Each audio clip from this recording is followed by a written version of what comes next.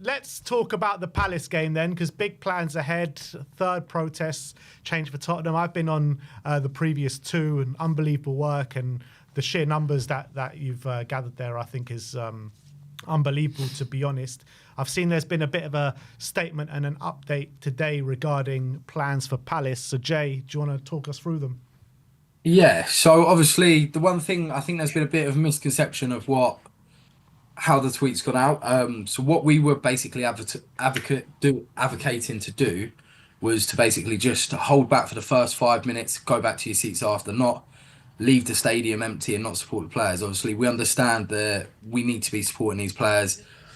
Every protest, as you can tell, we have always made it very, very clear, regardless of what we do prior to the game, if it's a march, if it's a demonstration, we always support the players. We always call for fans to support the players and the manager. Not everybody is going to like the manager, but at the end of the day, this guy has got us into the semi-final. So all of us, whether we're fans of him directly or not, will support the players and the team. So the main thing for us was basically at halftime, there is a memoriam to Spurs fans that have sadly passed over the years. So we've asked everybody to respect that. And then how we were planning in our heads, and we're listening to the feedback. If people aren't too keen on it, as we said, we're fan led. We're not here to be, oh, we're doing this and this is how it has to be. We want to listen to everybody's opinion. So all it was basically hold back for the first 5 minutes of the second half as basically like a standout. Return to your seats. Nobody's forced to leave the game and leave the stands empty and not support the club. Obviously, a lot of people pay their hard-earned money to go and support the players. But yeah, so for us, it's just making sure we're going to have a demonstration before. You don't have to attend the sit-out protest at halftime, but if you do, then we will be there. If you don't, then as we've always said, this is people's choices. So we just want to make sure that, one, we're not annoying people and upsetting people, because we're not set out to be this aggregate group that will sit there to basically stir the pot. We're supporters of Spurs. We fully understand the final is in 10 days, but just to make everybody aware, this was pre-planned well before even the semi-final. We've spoken about this for months. So this isn't just something we thought, oh, it's a Tuesday morning, let's throw this out there and stir it up. But yeah, guards, anything for you to add? Again, obviously to jump onto that, I think it's 10 minutes, Jay, that we're asking for the fans to stay behind. And again, it is all opinionated. And I think at the same time, we are a group of fans that are just trying to make change for our club. I know, Ben, you said you've been on the last two, which is great. I'd like to say that they've been respectful. There's not been any kind of unwanted chants and things like that, and aggression, which is something that we are completely against. When it comes to the half-time stand in the concourse area, we've basically put options on what fans want to do. It's not about us saying a walkout at all. So if you wanted to do that and go and support local businesses, the pubs, or you want to do it early, by all accounts, please do that. If you want to come out and just be, the aim is to sing Levy Out for 10 minutes inside the concourse and then return to your seat, then please do. Or you can stay in the concourse to the second half. It's entirely up to you. But we think that obviously trying to change the narrative away from, obviously we are marching. We've done that for the last two times, but we want Levy and the board to see inside the stadium that fans aren't happy. Outside is great, and it's small steps to get us to where we are. We understand that fans might not agree with it, and that is completely understandable. And we're not asking anybody who doesn't agree to do so. But we merely are. For us, I think the majority of us will be staying in the concourse area for the second half, maybe for 10 minutes, and then returning to our seats. So it's just a small demonstration to show the dissatisfaction that we've got towards the board. This isn't towards the manager or the players. And I know maybe timing where people will look at it and go, "Oh, we're in a European semi-final on Thursday," which is fantastic, and all our support will be aimed towards that. But let's say, for example, and I don't want to be that guy that does this, but let's say we get knocked out on Thursday. Then then I'm telling you now, there'll be uproar amongst the fan base, and they'll be asking us to do more. And what's the plan? So I get kick-off walkout. Yeah, absolutely. It'll be let's do walk, and I get it. But if we get through, then you'll get the fans saying we shouldn't do this, we shouldn't do that. So what we're trying to do is try and find a happy medium. Happy medium is let's just show 10 minutes. We're not asking you to leave, but if you want to, you can. But in that 10 minutes, let's get behind. Let's get a group of fans. If we can get thousands, great. To be singing about our chairman, who we feel hasn't done as much as he could have. And again, we're getting the same narrative push from him for the summer. Sell before you buy. The funds aren't there. It's the same thing we're hearing at White Hart Lane. This game-changing stadium, we're yet to see many changes, in my opinion. And I'm not fooled by the expenditure because, one, it hasn't been spent great, but two, the wages ratio is where you see the success. And I think, like you say, when people do turn around and say, "Oh, we spent the money," yes, but it's got to fit within a certain wage structure, which is something that we were told we wouldn't need to be doing when we moved to this stadium. I think that's the biggest gripe as well, one of the biggest gripes as well. So, yeah, the narrative is to push 10 minutes after kickoff. Please stay outside of your seat for as long as you can and return if you want to. And if you don't, please stay in the concourse where most of us will be. If that is the aim of the if that is what you're calling for, I would suggest probably altering or changing the statement that you've made, just because it's pretty unclear out there. Because we were reading it and we thought you meant walk out at half time, walk out the stadium. It doesn't, because I'm just looking at it now. It doesn't say anywhere about returning 10 minutes later. Oh, okay. So we're working. Yeah, we are working on getting something out. Obviously, a lot of us, most of us are at work. It went out this morning, so we will get something out to clarify that. We understand it's upset a lot of people. As we've said, we're not here to do that. None of us are making off of these protests or anything like this. All we're trying to do is push the message that we want what's best for the club. And this is why we say to all fans at all times, if you've got constructive ideas that we can use or implement or try and piece together, then that's what we will do. So we do understand frustrations. We have looked it over. We're listening to everything people are saying. We understand people aren't happy with the wording of it. We will get something out today, and obviously we will clarify it.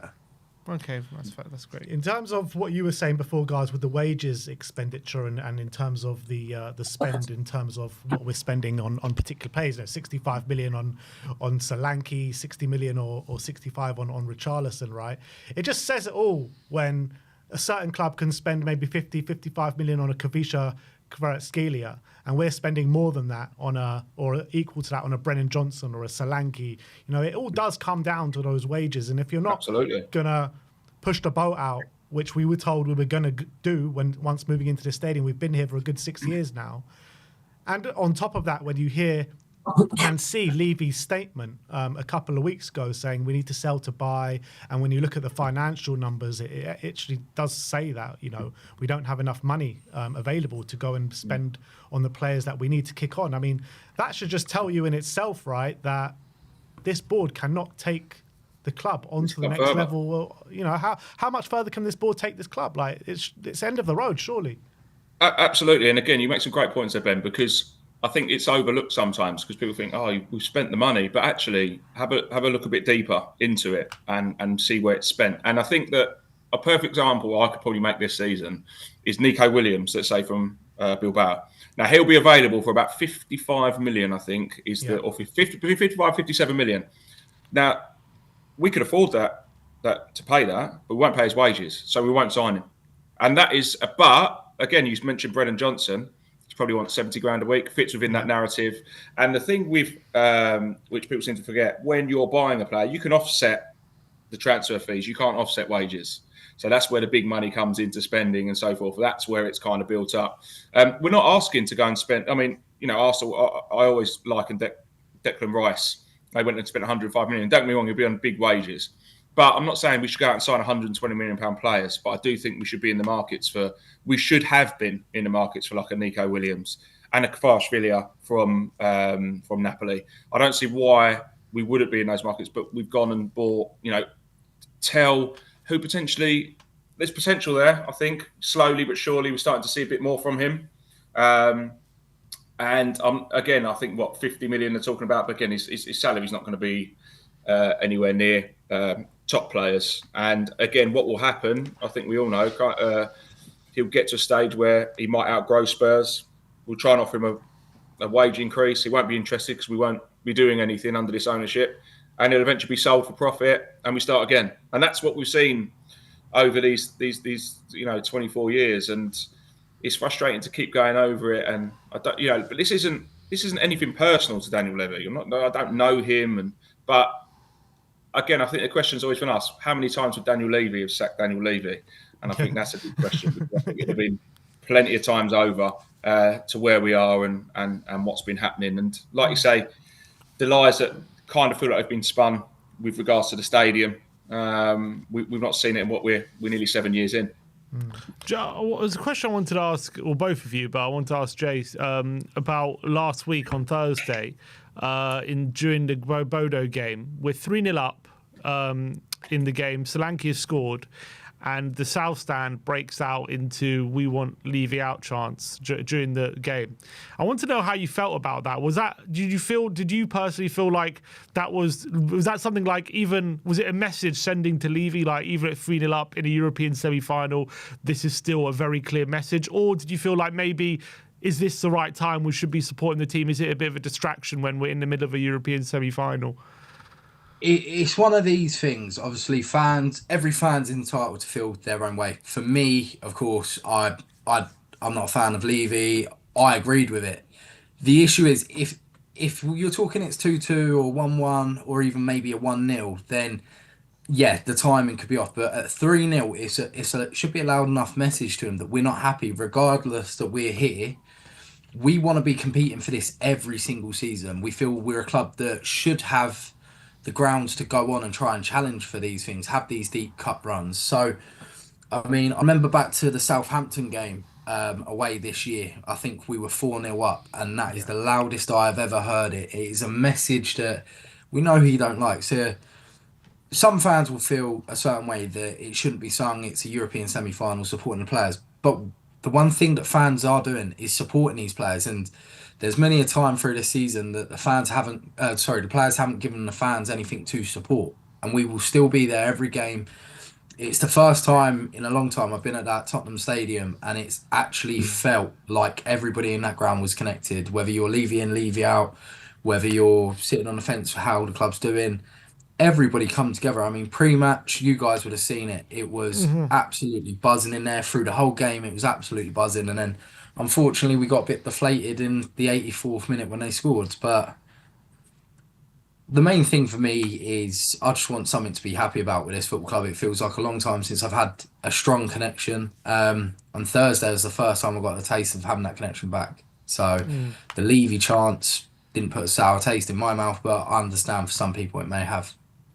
Yeah, and maybe those chants as well gives us a bit of hope for the future that this can carry on, because obviously it's got a lot bigger this season, the Levy out movement, because of how bad we've been doing this season, sitting, in the wrong end of the table and all that, and it's just like dire football week in, week out. But there's always been that kind of thinking, like, if Spurs were to do well, then it would die out a little bit. But 3-0 up in a semi-final, it can't go much better than that, and you're hearing those chants just after that third goal. So if, let's say, we do go and win the trophy, we have to still kick on next season and keep that same message the same. Yeah, 100%. I think Dan's already touched on it. The issue is we've had 24 years of pure lies. We've had so many broken promises over the years. Oh, we're doing this to compete, we're doing that to compete. At the moment, our wage expenditure, as you guys have already spoken about, is the lowest in Europe's one of the lowest, or in Europe's top 4 leagues. There's a reason why we don't compete. Why every time we have a big player, we have a Romero, we have a Harry Kane, we have a Christian Eriksen, we have a Carl Walker, they all want to leave because, one, the mindset doesn't seem to be, and it hasn't been, that we've been a team that are there to win. It's a team we're there to compete, and we're happy competing. So yeah, I mean, as I said, I'd give absolutely anything in the world to lift this trophy. But ultimately, next year, the movement has to keep going until, do you know what, change does happen. And as we've stated, for us, change is Daniel Levy going. That's not everybody's change. Change is a change of how we perform as a footballing side, or how we pay our players, how we're competing. So, as I've said, change can come in many, many aspects. It's just, obviously, we want to find the right balance between the happy medium and keeping everybody happy. Yeah, and going back to the last protest, I mean, the club are definitely keeping a close eye on it, because the first time when we marched towards the West Stand, there wasn't really much there. And I think we saw Donna Cullen like scurry in at one point. And then the second time, there was big barriers there in front of the West Stand, weren't they? It was like they were waiting for us. And I think they did us a favour, to be honest, at one point, because we were able to drape the banners over the over the barriers. Do you think they've got some more plans for us on the Crystal Palace game? I mean, it's one of these things. So obviously, I'm one of the guys who speaks to the club often enough. They give a reasoning behind that. So whether or not it was a genuine reasoning, it was to just make sure people who didn't want to protest could be involved. But I don't quite understand why they were putting blockades in the middle of the road outside, for example, the corner pin and bits like that. So, yeah, I mean, we're fully aware the club do watch a lot of what all of us individually post on social media and what we put out as obviously a team at CFT. So, yeah, it's one of these things. If they're going to put something in, they're going to put something in. We just got to try and find a way around it. Yeah. So you're saying the message of change for Spurs is even, because I think a lot of fans will, I guess, be listening and watching and thinking, if we do win that Europa League, that would technically be the best trophy in our lifetime. A lot of Tottenham fans' lifetimes. Our first major European trophy in 40 years, and that would have been brought to us by the hierarchy that are currently at this football club if it does happen. So how do you kind of in your mind, how do you combat that, and kind of what would you say to someone, saying why would you want someone who's brought your best moment as probably, I mean, I don't know how old you are, Jake, but I'm assuming it's probably the biggest trophy in your lifetime. How do you Jay was there on the terraces in 1984. But so how do you kind of coincide that with you want this guy out the football club if it was to happen? The thing is obviously, as you've said, it would probably be the biggest Tottenham moment in my whole lifetime. It would eclipse the Carling Cup. The issue is the fact that we're celebrating one trophy in 28 years. You go and look at teams like your Manchester Uniteds, your Liverpools, your Manchester Cities, your Chelseas even. If you ask them, is this the biggest trophy? Some of them will just go, it's a tiny trophy for us. Obviously, for us, any silverware is acceptable.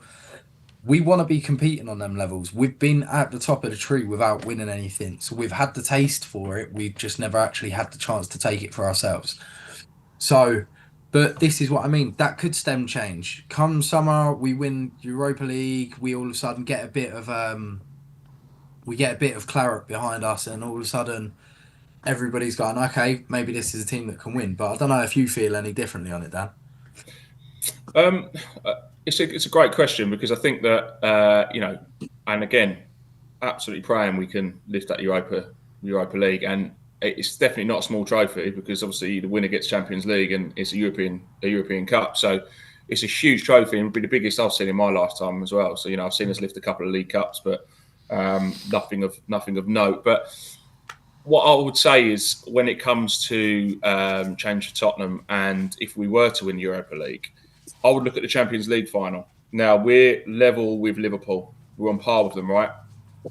And I don't believe, and again, but this is just my thought process, had we have won that trophy, would we have done anything different? Probably not. And I think that is where it comes down to. So we could win the Europa League, and yes, it will be amazing. And I'll be singing from the rooftops and, be there in Bilbao. And, when the club decide to do a march down the high roads with the trophy, if it was to happen, we'll all be there. But it's what we do after that. And history tells us not a lot. And I think that's where the worry. So, these fine moments is where you kick on. And that's something that this club's never done. We don't kick on. We get to a stage where things seem to be like, oh, we're there. And then, no, we won't do that. Maybe I don't understand. I honestly don't understand it. I think you can go back to as far as Redknapp. I think when we signed, I know, the Nelson Saha transfer saga, and he wanted Tevez and Cahill. I think we're third in the league. Even before that, we sold Robbie Keane, we sold Berbatov, we brought in Fraser Campbell and Pavlyuchenko. Yeah, I think again, like it's a good point. The Berbatov one, we go all the way back to that. Sold him last day of the window and get Fraser Campbell. It just seems to be like this has always been a continuation with Tottenham under this ownership. And I feel like this European trophy would be amazing for the fans more than anything. The fans need this more than anybody in the football club. Not the club, the fans, and they deserve it. It's just whether or not this club will decide to say, actually, I want more of this, or can we continue down the route we're going to try and get one trophy every 15, 16 years, which is what seems to be the way this club's being run. If we do win that trophy, obviously you was talking about, it's all about we haven't really kicked on, and Champions League final we never kicked on and things like that. But if we did win that trophy in the summer, would it be a case of waiting to see what happens in the summer, or would it just be a case of regardless what happens, we're going to be protesting again? Again, great question, because I think a lot of people have asked the same thing. Again, we get asked questions about Ange. Would you be Ange in or Ange out if he's winning? And I had a debate with a couple of friends at the Bodo game, and one was like adamant that you can't get rid of a manager that's won a European trophy, biggest trophy we've won in 30 odd years, because that's what we've all been asking for as fans. And I understand exactly what you're saying. And then on the other hand, you've got other people saying, well, look at the performances, and it is a concern. For me, we would have to see a big change for it to stop, and that change would have to be competing in the market, building a side that's able to compete with what we were told, and to see that change. And I just don't see it. I don't know if anybody else is different. And if we don't see that, the protests will continue. And I'm talking about big signings. I'm not talking about just getting in like the Archie Graves and the Bergvaus and hoping they work out, although they've been great signings. We need to see more as a fan base. And again, I'll reiterate it. I'm not here asking for £150 million signings. I'm asking us to compete with top level players that are achievable, are gettable. And again, I'll bring up Nico Williams. People might laugh and go, oh no, but if you win the Europa League, you've won a trophy and you're in Champions League, he's the exact player we should be looking at.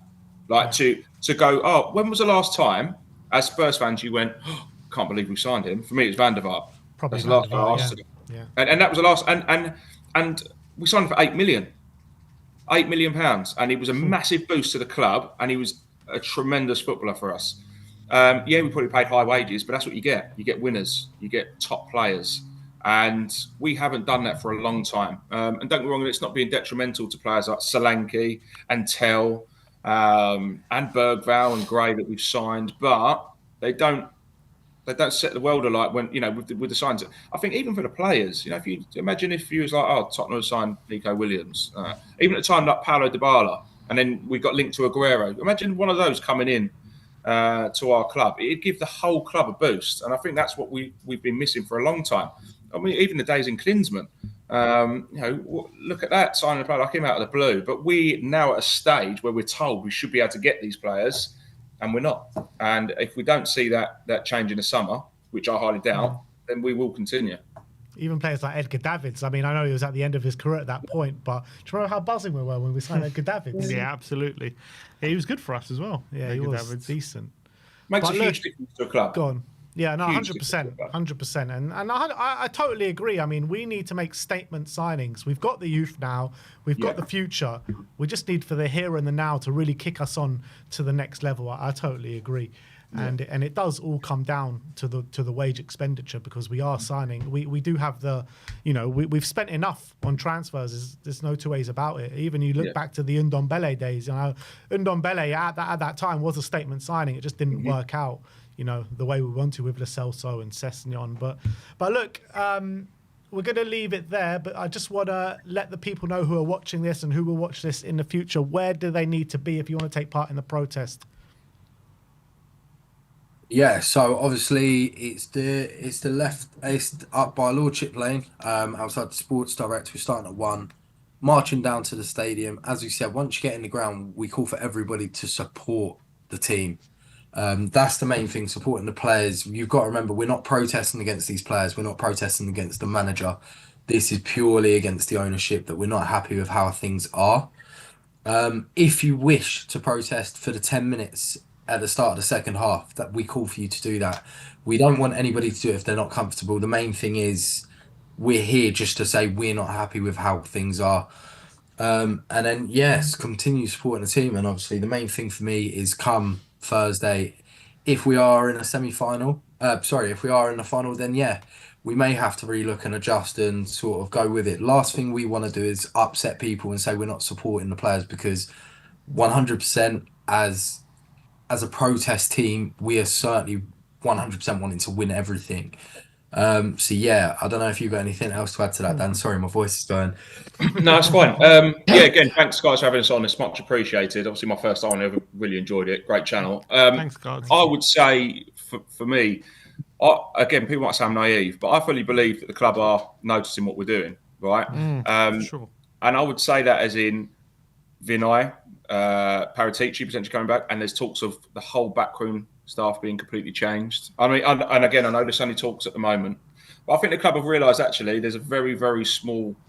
They've not got much nowhere else to go, and I think that we're growing for the right reasons. Yes, we will still have fans that don't agree, and I fully respect those fans. I've got no problem with them whatsoever, and people that want to join us, great, because I fully believe that our club deserves to be higher than where it is. I fully believe that our club should be winning more than what it is, and I feel that we should compete in a lot more than what we are as well. And it's been a long time coming for our club. With regards to this movement, because I feel that Daniel Levy and Enoch have got away with a lot, and we've been really patient. There's no way people can turn around and say, "Oh, you've got this new stadium. Oh, look what we've got. Oh, you're not in debt and so forth, or you've not got these financial issues and so forth." But ultimately, it's 24 years, and as a club, we've been so patient as fans, and we've accepted things along the way as well. I think even at Wembley, even though it was difficult, we accepted 18 months without signing. We accepted where we were for 24 months because we were told once we get to the stadium, we would then be able to parachute onto another level. That's what we were told. We're not making that up.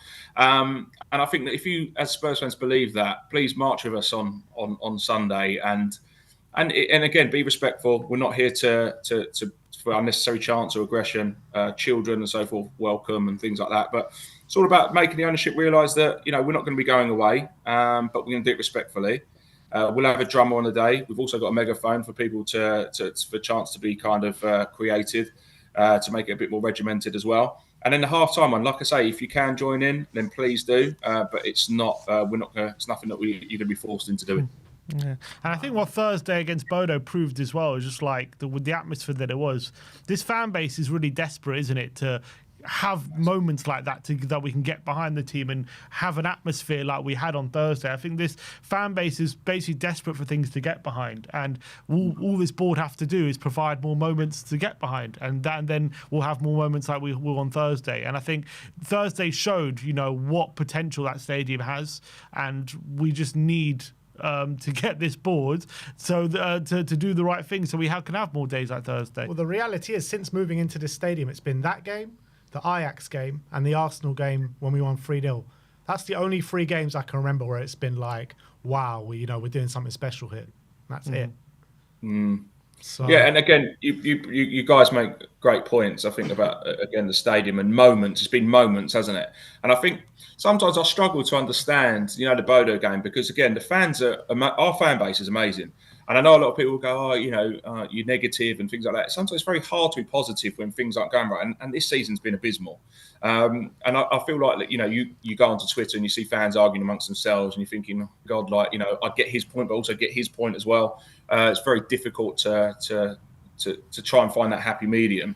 But I can't understand why the club wouldn't look at Thursday and think, I want more of this. This is a club that's desperate and crying out just to compete. I mean, we want success, absolutely, but we're not.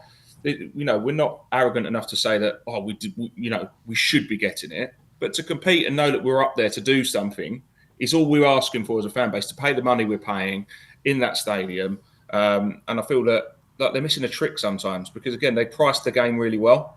That was what was a real plus. They obviously set up the TIFO, which was brilliant.